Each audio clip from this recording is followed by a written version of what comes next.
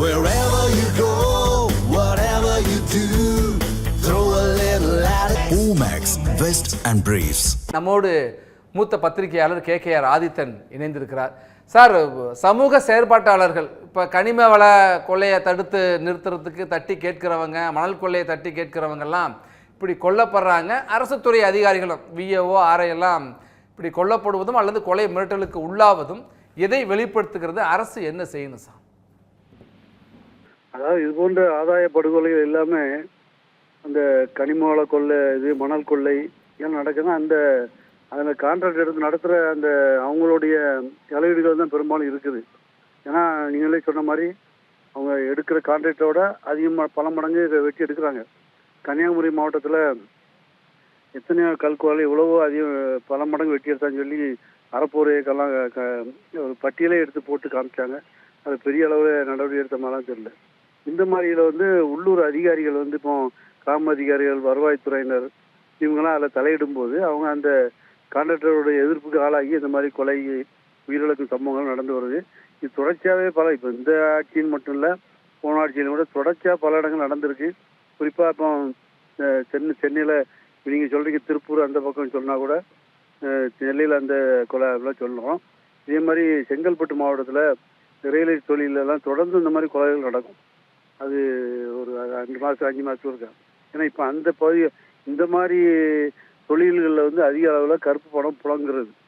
இந்த பணம் புழங்கினால அதை தட்டி கேட்க முடியாமல் அந்த அதிகாரிகள் தலையிடும்போது அவங்களுக்கு சரியான பாதுகாப்பு, உள்ளூரில் உள்ள மற்ற அதிகாரிகள் ஒத்துழைப்பும் கிடைக்காத நிலையும் உள்ளது. முன்னால் இந்த மாதிரி பிரச்சனை வரும்போது கிராம அதிகாரி எங்களுக்கு தற்காப்புக்கு ஆயுதம் வேணும்னு கூட ஒரு முன்னால் கோரிக்கை விடுத்தாங்க. இந்த மாதிரி படுகொலைகளை தடுக்கிறதுக்குன்னு சொல்லி கேட்டாங்க.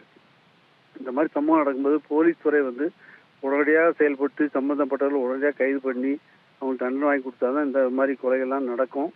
ஆனால் இப்போ ஒரு சில இடங்கள்ல முன்னால் என்கவுண்டர் வரைக்கும் அந்த போலீஸ் அதிகாரிகளை கார் ஏற்ற கொள்ள முயற்சிப்பெல்லாம் பல முறை நடந்திருக்கு.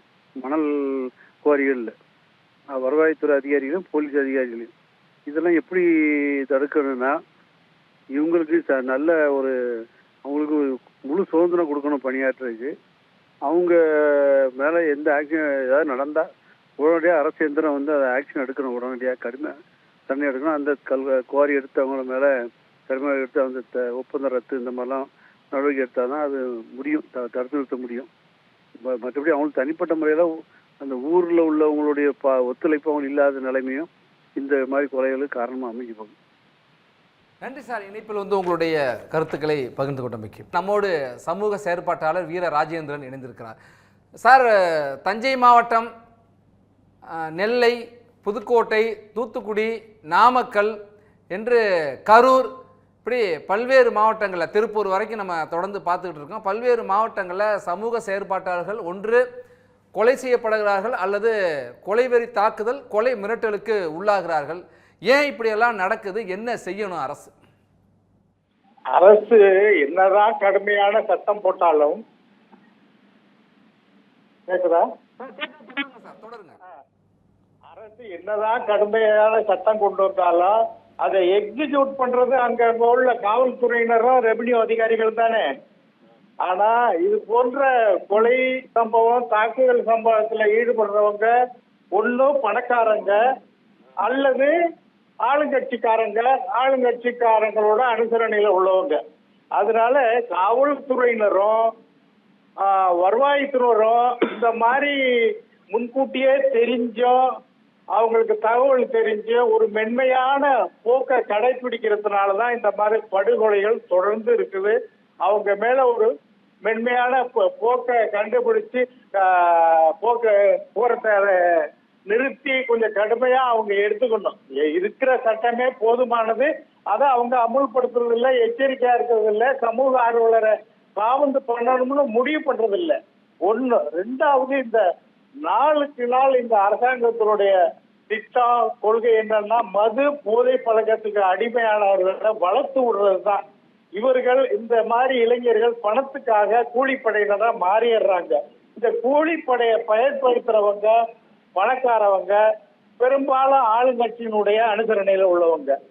கொலை வழக்கு என்னதான் இருந்தாலும் இப்ப சர்வசாதாரணமா எடுத்துக்கிறாங்க. அது ஒரு பெரிய குற்றமா இல்லை.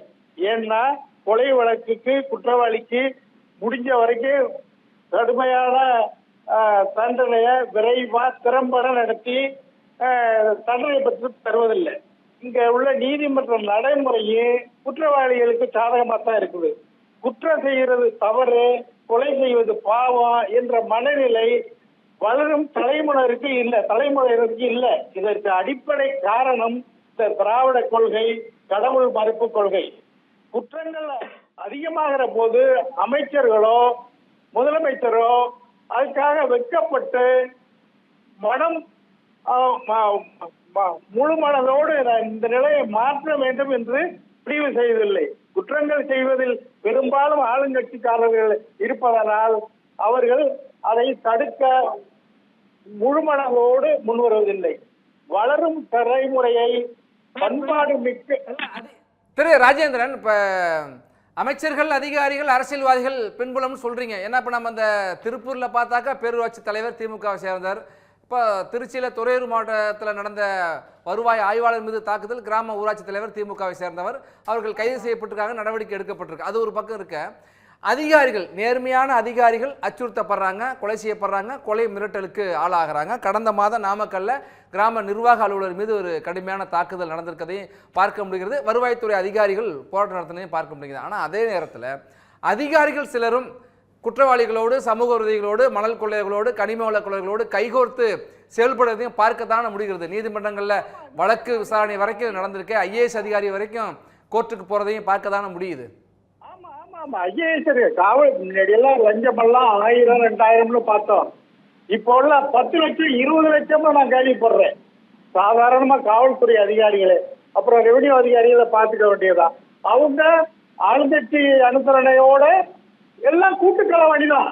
இதுல யாரும் ஆட்சிக்கு தகுந்தபடி நாம நம்மளும் சம்பாதிச்சுட்டு போகணும்னு அவங்களும் அந்த ஆளுங்கட்சிக்காரங்களுக்கு ஒத்து போயிட்டு தான் இருக்காங்க. அதாவது உண்மையான நேர்மையான காவல்துறை அதிகாரிகளுக்கு ஒரு சுதந்திரமான போக்குல அவங்க செயல்பட முடியாது. காரணம், டிஜிபியே செயல்பட முடியாது. பொறுப்பு டிஜிபி. அந்த டிஜிபி எப்படி சுதந்திரமா செயல்படுவாரு? ஆளுங்கட்சி அரண்சங்க இருந்தா தவிர டிஜிபியா ஆக்கியிருக்காங்க. அதனால அங்கங்க எல்லா அதிகாரிகளுமே கூட ஒரு இண்டிபெண்டான நேர்மையான அதிகாரிகள் சுதந்திரமா செயல்படாத முடியாத நிலை. உண்மையா இப்போ வளரும் தலைமுறையை குற்றவாளிகளா மாற்றுவதற்கு தான் இந்த திராவிட மாடல் இதெல்லாம் இல்ல. உண்மையிலே வளரும் போதே அந்த கல்விக் கொள்கையை ஒரு பண்பாடு, ஒரு மது போதை பழக்கம் இல்லாத ஒரு இளைஞரை உருவாக்கணுங்கிற எண்ணம் அரசுக்கு இல்லை, கல்விக் கொள்கையும் இல்லை. அப்புறம் எப்படி இந்த நாடு இந்த சமூக செயல்பாடுகள்லாம். நன்றி சார், உங்களுடைய கருத்துக்களை பகிர்ந்து கொண்டமைக்கு. Wherever you go, whatever you do, throw a little at it. Omax, Vest and Briefs.